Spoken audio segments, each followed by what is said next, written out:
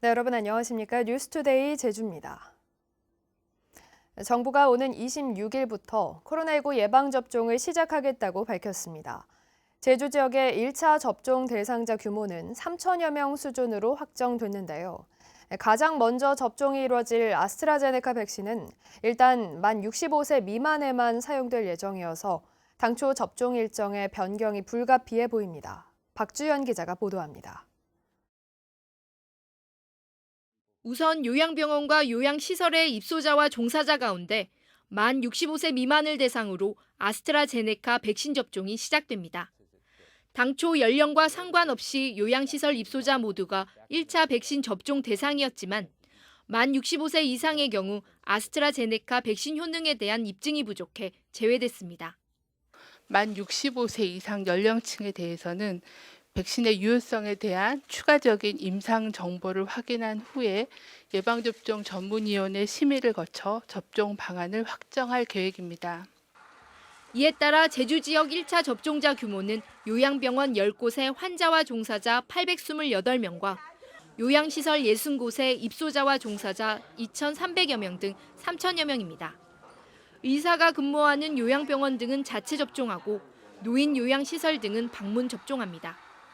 의료진을 1차적으로 접종하고 나중에 그 접종 약품이 저희가 도착되는 대로 이제 실행 계획을 마련해서 접종에 차질이 없도록 조치하겠습니다.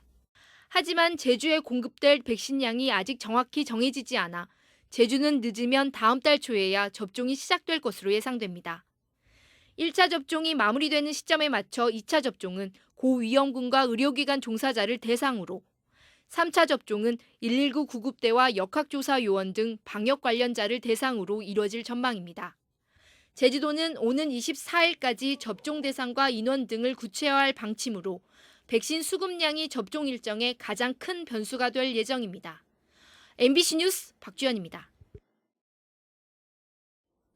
제주에서 코로나19 첫 확진자가 발생한 지 벌써 1년이 되어가고 있습니다. 당초 예상과 달리 해를 넘기면서 지역 전반에 미치는 영향이 상당한데요. 오늘부터 4차례에 걸쳐 코로나19 1년을 되돌아보는 기획 뉴스를 마련했습니다. 오늘은 첫 순서로 지난 1년간의 코로나 확진자 발생 추이를 현재훈 기자가 분석했습니다. 지난해 2월 21일 휴가차 대구를 다녀온 해군 장병이 코로나19 확진 판정을 받았습니다. 제주에서 확인된 첫 환자였습니다. 최초 도내 확진자 4명 모두 1차 유행의 중심지 대구를 방문한 것으로 드러났습니다. 이에 따라 3월부터는 공항만 입도객은 증상이 없어도 진단검사를 받도록 하는 특별 입도 절차가 시작됐습니다. 7월까지는 한 달 확진자가 한 자릿수를 유지하면서 코로나 청정 지역을 유지하는 듯 했습니다. 하지만 전국적인 대유행을 피해가지는 못했습니다. 8월 2차 유행 시기에 게스트하우스와 온천에서 집단 감염이 처음 발생했습니다. 8월에 20명이던 확진자 수는 3차 대유행이 시작된 11월에 22명으로 늘었고 연쇄 집단 감염이 터진 12월에만 340명이 발생해 누적 확진자 548명의 62%를 차지했습니다. 김영 성당에서 한라사우나, 라이브 카페로 이어진 집단 감염에 180명의 확진자가 발생했는데 한라사우나발 확진자가 88명으로 가장 많습니다. 3개 큰 그 집단감 사례를 보면 거기만 180명 발생 정도면 어쨌든 우리 방역 수칙이라는 것이 잘 지켜지지 않았다. 그래서 전파가 확산된 것이 아니냐 이렇게 추측됩니다. 소규모 집단 감염이 이어지면서 12월 22일 하루 확진자 수가 32명으로 최다를 기록했습니다. 제주형 방역 대책의 한계가 드러난 데다 외부 유입에 의한 코로나 확산을 막을 대책도 마땅치 않은 상황이어서 코로나19 장기화에 따른 대응이 쉽지 않아 보입니다. 이제 문제는 그 피크에서 우리가 얼마만큼 견뎌낼 수 있고 노력해서 막을 수 있느냐가 이제 현재 가장 관건인데 현재의 관건은 지금 4차에서 정부가 지금 추진하고 있는 백신 접종률을 높이겠다. 좀 그거에 이제 저희가 좀 기대를 해보고 있는 부분이 있고요. 한때 30명을 넘었던 신규 확진자가 최근 감소세를 유지하면서 3차 대유행의 정점은 지난 것으로 보입니다. 하지만 잠복기 감염 등을 통해 언제든지 다시 확산세가 고개를 들 수 있다는 게 전문가들의 판단입니다. MBC 뉴스 현재훈입니다. 제주도 교육청은 코로나19 확산을 막기 위해 도내 319개 초중고등학교와 병설 유치원에 방역 인력 848명을 투입합니다. 특히 이번 학기부터 원화가 10명 이상인 병설 유치원에도 별도로 방역 인력을 배치해 방역 인력 1명당 담당 학생은 100명입니다. 이성문 교육감은 만 18살 미만 아동과 청소년이 백신 접종 대상에서 제외된 만큼 다음 달 개학 전까지 코로나19 확산을 막기 위한 대비를 철저히 하라고 지시했습니다.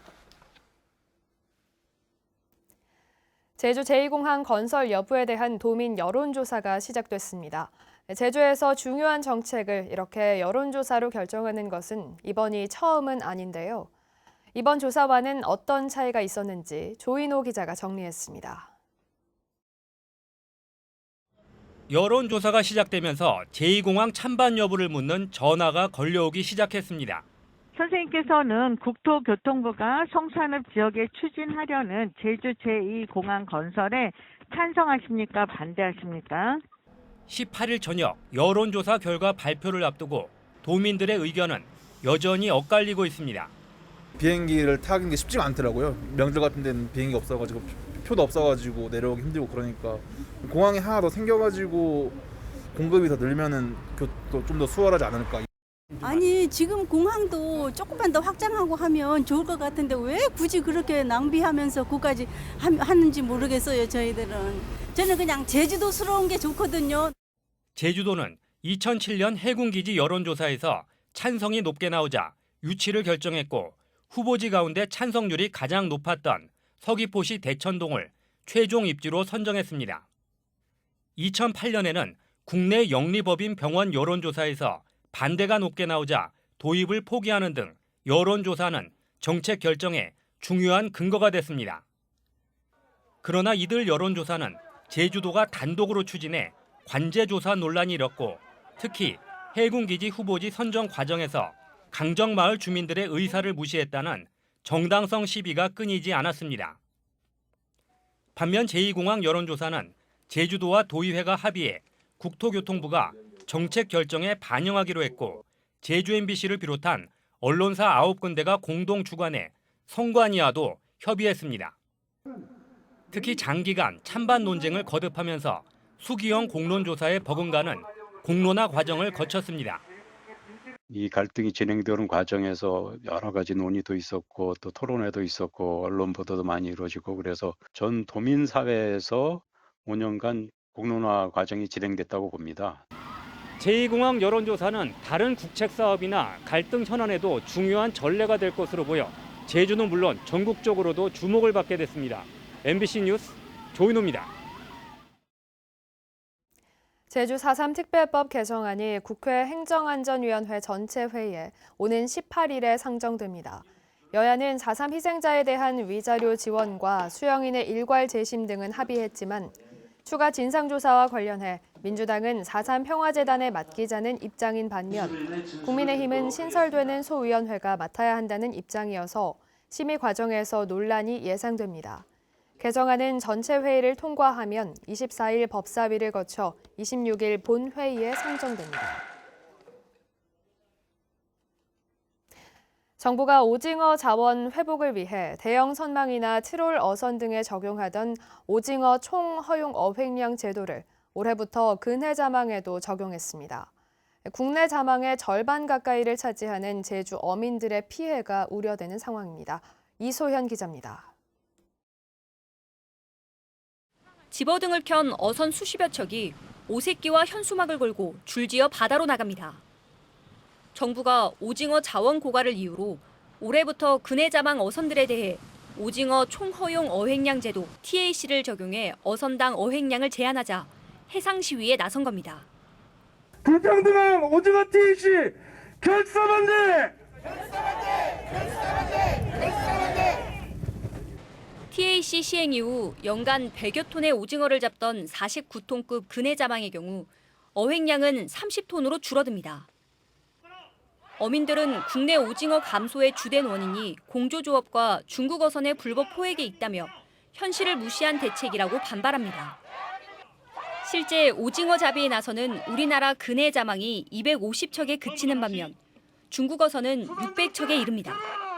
3년 시범사업을 통해서 근해자망 어업이 오징어를 얼마큼 어획하고 있는지 그리고 그 양이 정말로 어족자원 보호에 저해가 되고 있는지를 학술적으로 연구를 해야 되는데 불구하고 그런 것도 하지 않고 해수부는 오징어 가격이 상승하자 참조기와 갈치 등을 잡던 근해자망들이 오징어 어획을 늘린 데다 중국 어선들에 대한 조치를 위해서도 불가피하다는 입장입니다. 2018년 484톤에 그치던 근해자망 오징어 어획량은 2019년 2,400여 톤으로 5배 급증했습니다.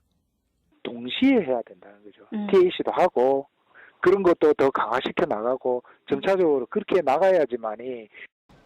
해수부는 근해 자망에 대한 어선당 할당량을 계속 확대할 방침이어서 국내 자망 어선이 절반을 차지하는 제주 어민들의 근심이 커져가고 있습니다. MBC 뉴스 이소연입니다.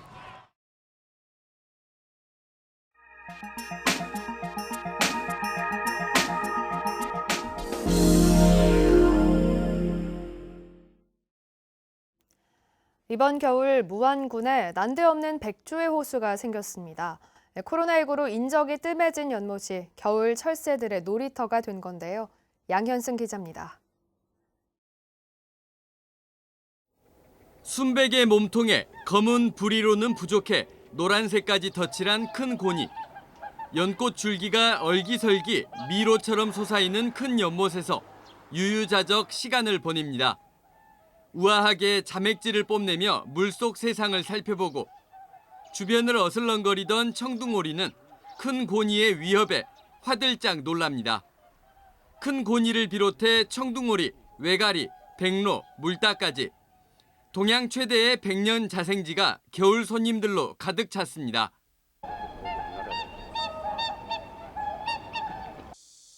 무안 회산 백년지는 매년 가장 뜨거운 여름날 연꽃으로 가득 찬 뒤 겨울에는 다음 해를 기약하며 물을 빼왔습니다. 올해는 물을 그대로 가둬뒀더니 철새 도래지가 됐습니다. 물이 있고 없고가 백년 생육에 별 차이점을 발견할 수 없어서 올해는 이제 물을 이렇게 채놨는데 이렇게 고니가 이렇게 많이 찾아왔습니다.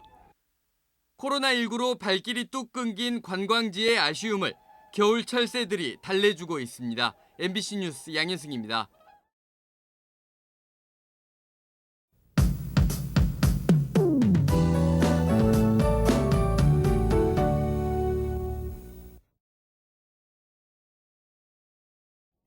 오늘 옷 따뜻하게 챙겨 입으시기 바랍니다. 북쪽에서 찬 공기가 내려오면서 오늘 아침 최저기온이 어제보다 7도가량 큰 폭으로 내려갔습니다.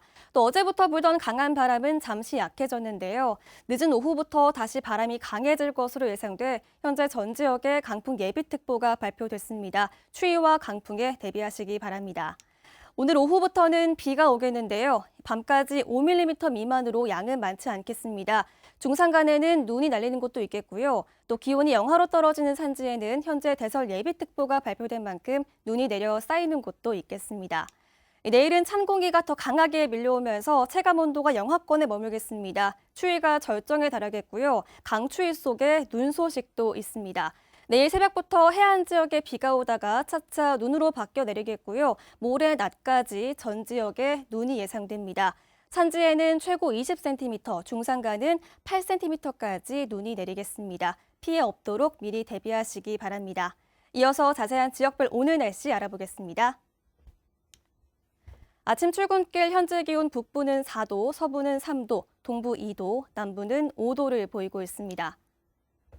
낮 기온은 북부와 동부, 남부는 10도에 머물겠고요. 서부는 11도가 예상됩니다. 오늘 도서 지역도 늦은 오후부터 비가 내리겠습니다. 현재 제주도 남쪽 먼바다에 풍랑특보가 발효 중입니다. 그 밖의 해상에도 오늘 오후부터 다시 바람이 강해지겠는데요. 대부분 해상에서 물결이 최고 4m까지 매우 높게 일겠습니다. 현재 제주공항은 구름 많은 날씨를 보이고 있습니다. 오후부터는 바람이 강해지는 만큼 항공편 운항 정보도 꼼꼼히 확인하시기 바랍니다. 주간 날씨입니다. 내일 강추위가 예상되고요. 추위는 금요일 오전까지 이어지겠고 점차 기온이 오르겠습니다. 주말에는 다시 포근한 날씨가 예상됩니다. 날씨였습니다. 제주에 올해 행복주택과 국민임대주택 등 1,500여 세대가 공급될 전망입니다. 제주도는 제주시 건입동 행복주택 등 8곳에 1,052세대의 입주자를 모집 중이며 나머지 400여 세대도 사업계획 승인을 받거나 설계를 진행 중이라고 밝혔습니다. 원희룡 지사는 민선 7기 공약으로 오는 2022년까지 공공주택 10,000호 공급을 발표했고 지금까지 6,700여 세대가 추진 중입니다. 코로나19 3차 대유행 이후 제주 경제가 급속도로 침체된 것으로 나타났습니다. 한국은행 제주본부가 발표한 제주 지역 실물경제 동향에 따르면 지난해 4분기 소매 판매액 지수는 32.7%, 서비스업 생산지수도 9.4% 낮아졌습니다. 관광객 감소로 면세점과 도소매업을 중심으로 매출이 줄어든 데다 건설 수주액도 15% 떨어졌기 때문입니다. 다만 지난달 소비자 심리지수는 91.2로 전달보다 2.3포인트 높아졌습니다. 제주개발공사가 오는 2030년까지 플라스틱 사용량 50% 감축에 나섭니다.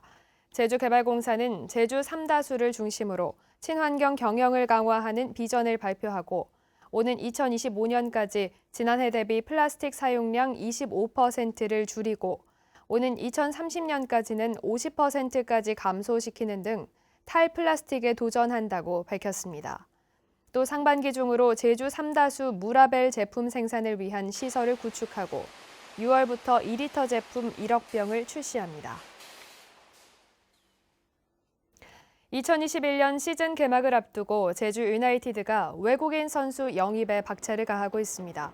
제주 유나이티드는 폴란드 출신의 스트라이커인 오스카 자와다와 아시아 쿼터로 우즈베키스탄의 오른쪽 측면 공격수인 이슬롬 켄자바예프를 영입했다고 밝혔습니다. 올해 25살인 오스카 자와다는 폴란드의 연령별 대표팀을 모두 거쳤고 이슬롬 켄자바예프도 지난해 1월 열린 23세 이하 아시아 챔피언십에 우즈베키스탄 대표로 참가한 유망주입니다. 제주 유나이티드는 다음 달 1일 성남을 상대로 원정 개막전을 치릅니다. 뉴스투데이 제주를 마치겠습니다. 시청해주신 여러분 고맙습니다.